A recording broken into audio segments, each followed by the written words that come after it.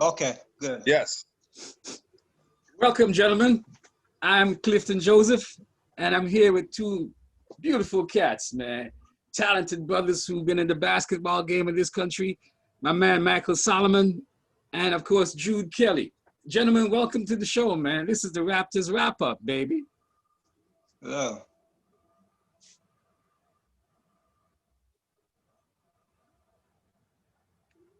Hey, CJ, Michael, how you guys doing? So, gentlemen, let me ask you all, Jude. Hello, Jude. Yes. Michael. Yeah, I'm here. Yeah, I'm here. All right.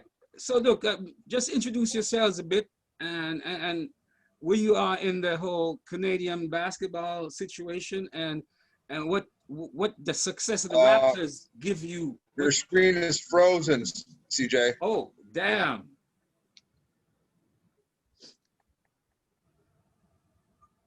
Can?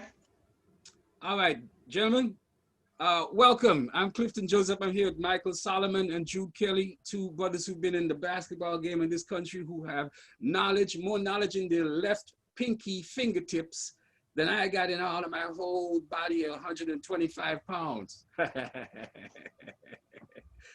Welcome, y'all. Welcome. Hey, you had asked us to introduce ourselves. Mike, you want to go? Yeah, I'm Michael Solomon. Played 3 years of university basketball, won 2 national titles, and won third place finish playing against my buddy down here, Jude, in my last trip to the national championships. Shots fired, Jude. Yeah, well, I played 5 years. First year, University of Prince Edward Island, and 4 at we were thwarted by Michael and a really good Concordia team. One of my most painful basketball memories, but we'll talk.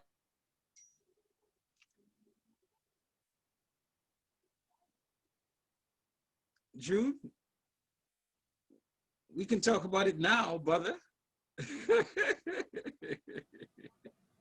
I can see you, Mike. Yeah, I can see you too. Jude, we could talk about that basketball. Clifton, you're freezing. I'm freezing. Oh, shit. Yep. How about that? I can see myself moving, but I guess you ain't seen me. No.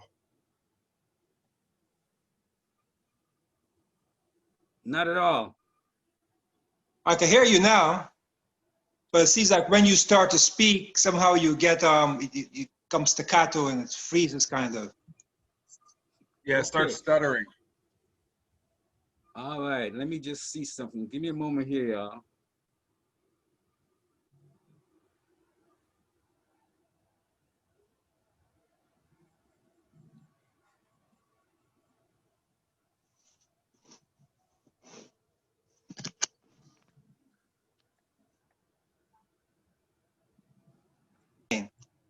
But lots of great players coming around then.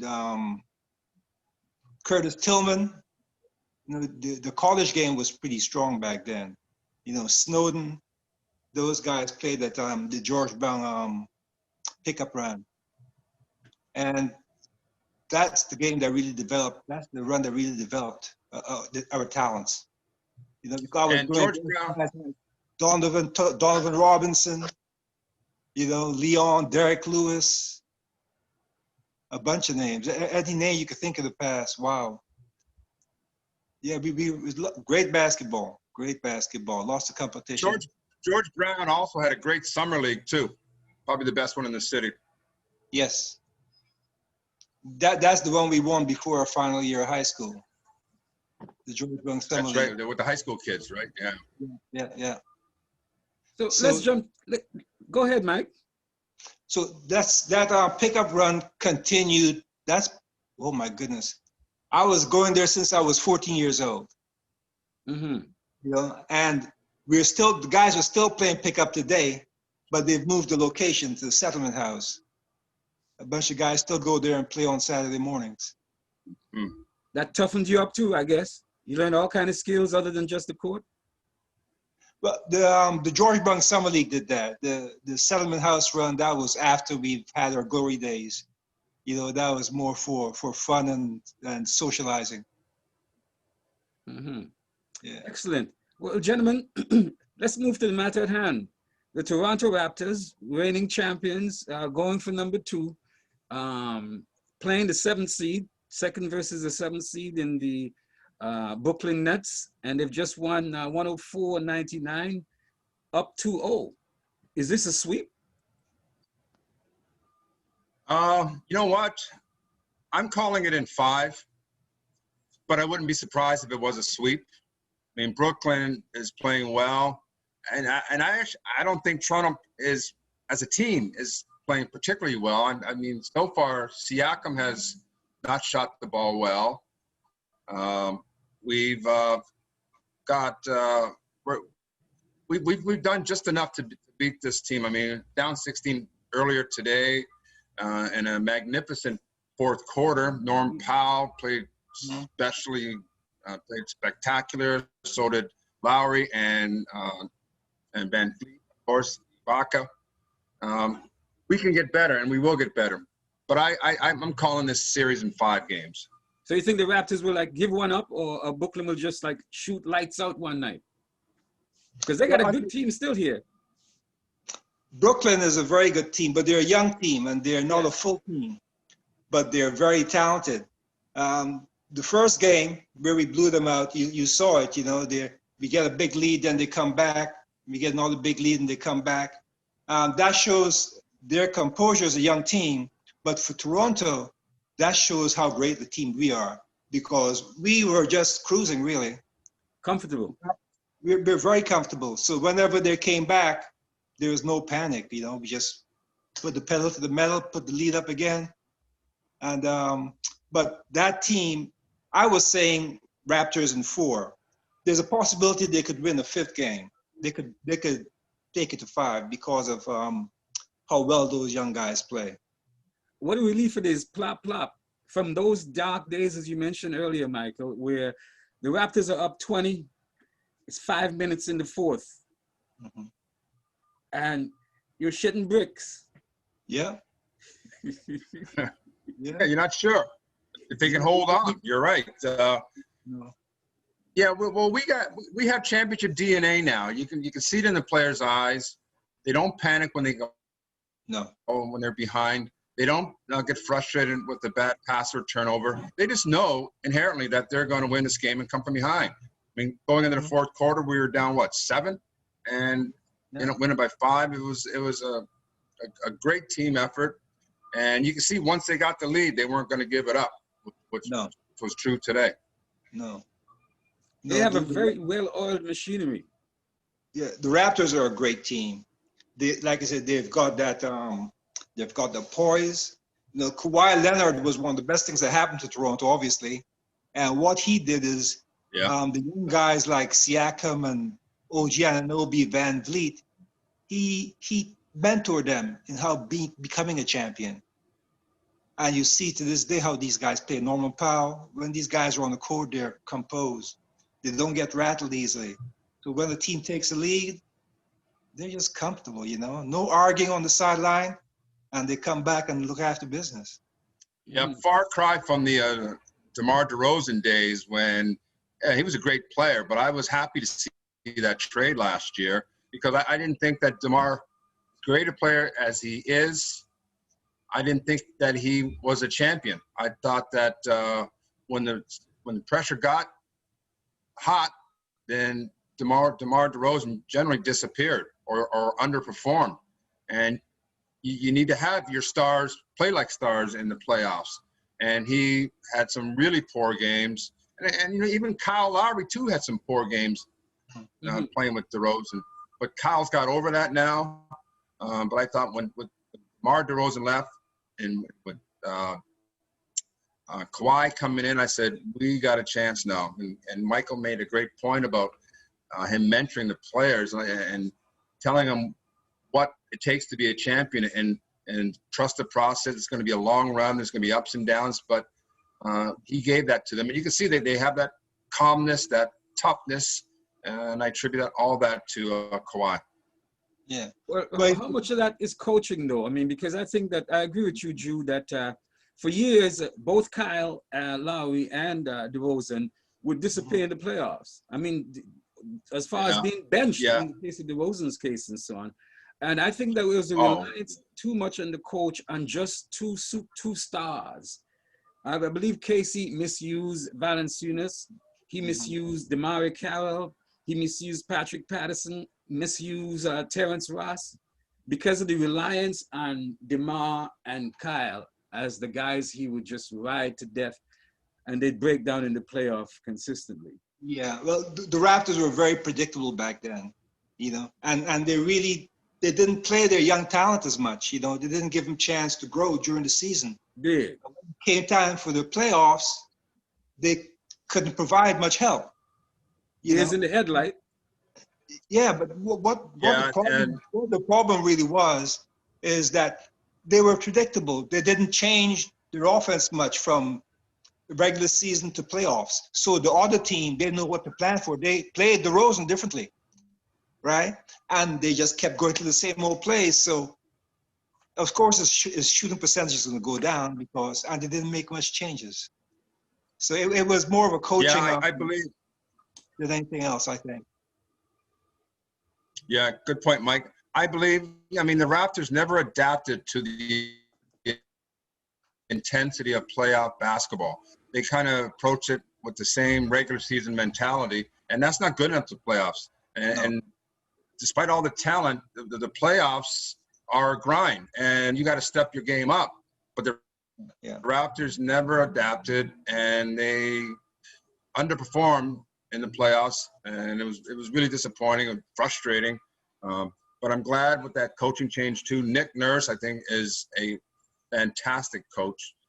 I hope he gets Coach of the Year because he deserves it. But he has a calmness on the bench, and he's got a strategy in the locker room, and the players are buying into it and have bought into it. So it makes the Raptors a really formidable force.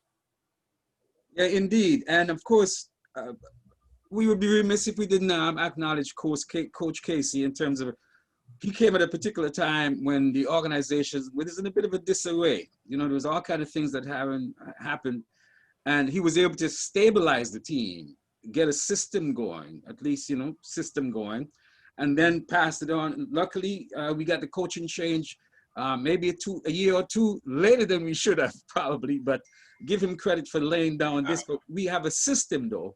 Give it to Masai Ujiri, who put together a team. A lot of these guys came through the G League, man. Some of them weren't even drafted, you know what I mean? And that's still happening. The scouts got to be given a whole lot of props for how they've been able to pick cats like Matt Thomas out of Europe and shit, you know what I mean? Get the 52nd pick or something. What about the system in Ujiri, man, who just recently now got exonerated, that deputy sheriff motherfucker who pushed him there in Oakland. Oh yeah, the video today. Yeah, I knew that deputy was lying. You know, that was just frivolous lawsuit. Yeah, it's amazing that something like that can go so far, you know. But getting back to Casey and Ujiri, back in the early days, when we had guys like Vince, we didn't have enough supporting cast around them. You know, and that was our problem most of the time, not enough of a supporting cast. Mm-hmm. So Vince was frustrated, you know, trying to carry the team and them not bringing anybody to help him out. You know, they brought in Chris Bosh. They didn't keep him together long enough. You know, but you know, thank goodness for Ujiri, man. He has really done an amazing job putting this team together. That dude's he's an amazing man. He's a magician. Well, he sees talent. He's good talent. Good judge of talent. That's for sure. What do you think he's going to do with the talented Fred VanVleet in the offseason? They're saying that starting might be 4 years or 85 that Brogdon got. Got to pay him. I think he's got Ujiri's got some tough decisions this offseason. He's going to have to make a decision whether he wants to pay VanVleet or pay Lowry for another extension. You can't pay them both. Lowry's 32 now. As great a player as he is, you got to go with youth. You have to, you know, look at Van Vliet and Powell as your backcourt of the future. I'm not sure what they're going to do with Ibaka and Gasol and who's the other free agent they have, the big free agent? Maybe just those two, rather. So I think that they may be able to sign both those guys on a one-year deal, but they have to pay Van Vliet because otherwise he'll go, and that would be a huge loss to the team. Yeah, yeah. You know, we've seen the future, the players that leave Toronto, they go elsewhere and become superstars, you know? So a player like Van Vliet, we have to keep him on the contract. His upside is too big, too big. He's so settled, you know. Yeah, he's only 26. Well, clearly we got a team, and I believe that we have a team that can go all the way. And if we meet a team like the Lakers, I think we'll beat them pretty handily. The worst threat I see is Kawhi Leonard and the Los Angeles Clippers. What y'all think? Getting there is going the Clippers aren't great. yeah, really, you're right. Getting there is going to be exciting. You see the way the league is now, with a lot of the guys that come back into the bubble, lots of injuries are happening. Look at Boston, look at Philadelphia. You know, look how Milwaukee played the other day. You know, the Washington took it to them. You know, and we didn't have an answer. It was Orlando. Orlando, sorry. Yes, Orlando took it to them. And they didn't have much fight, so we'll see what happens the next game. Well, I can only hope that the other East games go 6-7. Some of them look like they might tire them out, get them going, and we got a deep team. Look here, a friend of mine didn't watch the first game, right? And I was telling him about it. He said, well, how many minutes did Watson get? I said, Watson who? The team is so deep, right? The problem Nurse has is, where's my man Boucher going to get some play? He's bulked up. He can give you 10 points, a couple of rebounds, maybe a block. You know, I think as we go deeper into the playoffs, you'll see those guys like Boucher get more playing time. Right now, we got to take care of business in this first round. So the bench is short, but I think even as this first round goes on, the next few games, you'll see those guys start to get more playing time. Because Nurse is going to want those guys to have that feel to carry on, you know, to come into games and really feel comfortable. Keep that chemistry going. Yeah, I believe Boston's going to probably win that series against Indiana. And Boston has beaten Raptors 3 out of 4 this year, so that's going to be a challenge for us. Mm-hmm. That's where the coach and the coaching staff comes into play, I think, is because I think we have the most dynamic coaching staff in the game right now. And we throw all kind of stuff, and they've actually started to adopt some of the stuff that Nick Nurse tried last year. Coach of the year, somebody. So I think the coaching staff, how they double superstars, right? How they flip on superstars and make them pesky. Shit. Van Vliet will be guarding a center at times. You know what I mean? He still can get it going.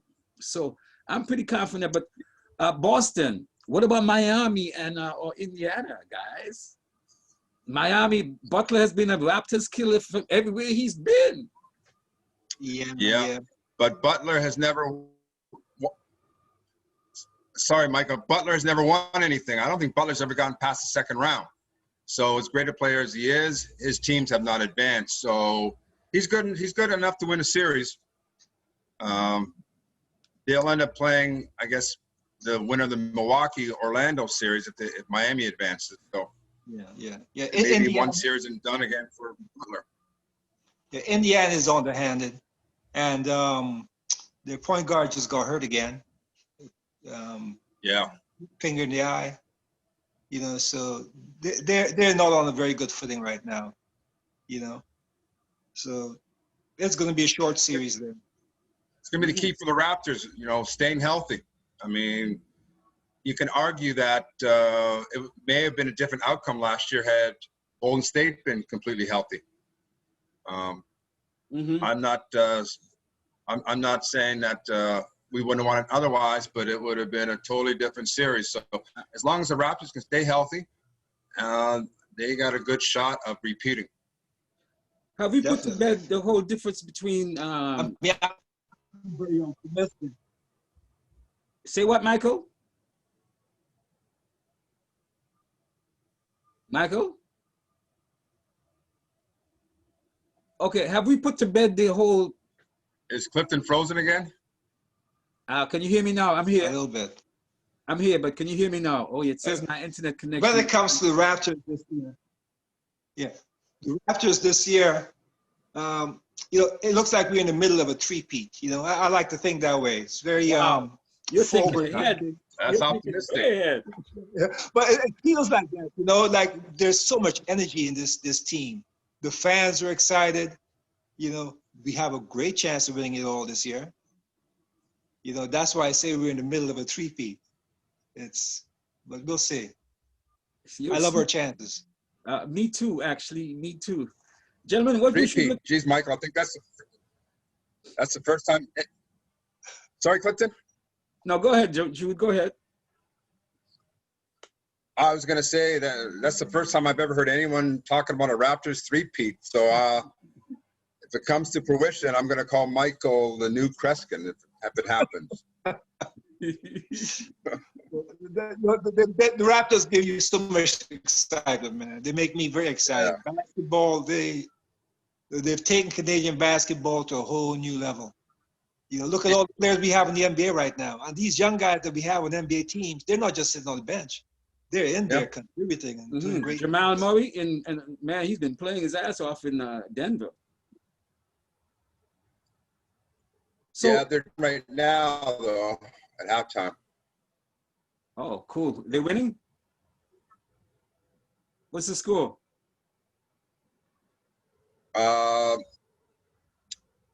61-48. Just the start of the third quarter. Utah is ahead. Oh, wow. The revenge game, huh? Jamal Murray, yeah. So what could the Raptors do better so far? That's the reason I go. Say again? What can the Raptors improve on, though? I mean, Gasol seems to have a time with Allen. He seems to be having his ways. Even Ibaka at times seemed a step slow. No? Our Sanders seem a bit rusty right now for whatever reason. They seem a bit rusty right now. Gasol doesn't really have it together yet. But he keeps going, and Nurse keeps, bringing players in. We'll sort that all out. We'll sort it out. So we're at 100%. We are at 100%. The free throw was terrible today, wasn't it? Yeah, it sure was. Yeah, because Gasol 0 points today. Wow. That's not only 2 field goal attempts. That's not good. Yeah, that's not going to happen too often. How much time did he get today? He didn't get that much playing time, did he? 17 minutes. Yeah. Yeah, 0 points, 4 rebounds, 2 assists, 3 turnovers. Yeah, not a good game. But you know what? It bodes well for the Raptors that your starting center can have his worst game of the season. That's right. And we still pull it out. He's not going to repeat this at any point rest of the playoffs, so that's good news for us. This team is stacked like a deck of cards, y'all. I'm telling you, I'm so good about it. So a sweep, what for the next 2 games? What should the strategy be, and what do you think the Raptors will do, and what do you think the outcome? And we still going back to the sweep, or you all settle at 5? I think if Brooklyn wins a game, it'll be game 4. Raptors, I think, should win easily on Friday. They still haven't really shot the ball well as a team. They're due for a couple of games where they're going to knock down a good percentage of threes and hit their free throws. So I expect them to win fairly comfortably. Yeah, he's got to come around. Yeah. I mean, his shooting is down this series, but we're still winning. And that's because of our great chemistry. We have such great chemistry. When Siakam gets the ball, if he has it, he'll take it. But they're keying on him, obviously, this series. And we just have patience. Take your time, pass the ball, give it to the open man. The ball moves so well with Toronto. I'm not worried about any of those guys. As we move on in this playoffs, Siakam will come around. Mm-hmm. So you're all He will. optimistic, and the way the way we're patting each other on the back, this show should be called the Three Peats, because I think they're going to repeat. Jude thinks they're going to repeat, and you, Michael, think they're going to three-peat. So we're the Three Peats. Pete? Gonna freeze again, Clifton. Okay. Hear that. Should I do that again then? Yeah. Yes. Okay. Did you hear the whole thing about the Peats? I said, so you said it should be called the Three-Peat something, you said? Yeah, did you hear the whole intro to it too? Or just the ending? Only heard part of it. All right, you know what? We're gonna leave it at that, y'all. We'll do some editing and some technological blah blah blah. I want to thank Jude Kelly and Michael Solomon. Gentlemen, let's do it again, as they say in that old R&B tune from back in the day, in the basement parties and so on, where you can wind up and think your Heineken, you're thinking the big speakers booming. Pops come and turn the lights on. It's time to go. You know what I mean? Y'all, it's time to go. The party's over. Turn off the lights. Yes. Thank you, Clifton. Thank you, Clifton. Great Thanks. chatting with you and Michael. Yeah, thanks, on. Jude. It was a great conversation. Look forward to doing it again next 2 days from now. Join 2 us days from now, again. yes. Y'all, join us again. As Arnold Schwarzenegger, African Canadian, would say, Vivil Vivac. See you next time, y'all. See you guys. Take care.